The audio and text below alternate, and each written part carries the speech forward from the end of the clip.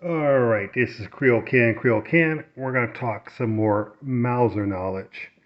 This is I disassemble a bolt body that's out being micro slicked. It's getting a coating applied.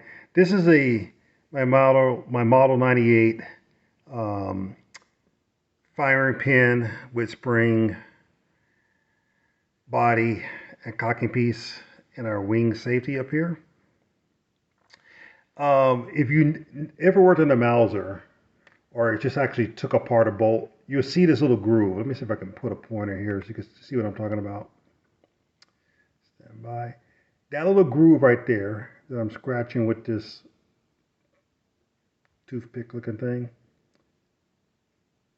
If you're able to grab that, like with a coin, a tip of a bullet maybe, you're able to pull the cocking piece out and be able to manually recock the weapon without lifting the bolt handle. So that little piece right there. And this is a military cocking piece. You can tell by the undercut of the body, this little ramp deal. This is a military one, standard Mauser98.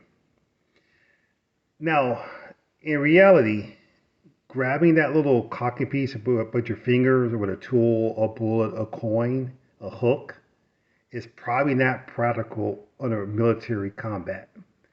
If you think about it, you got bullets flying at you. That's going to be a very difficult task to pull that cocking piece out, just to be honest.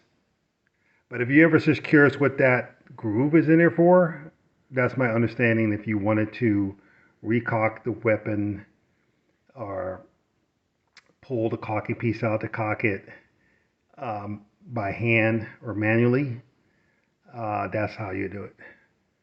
So this is just a little bit of a knowledge about the Mauser firing pin and cocking piece.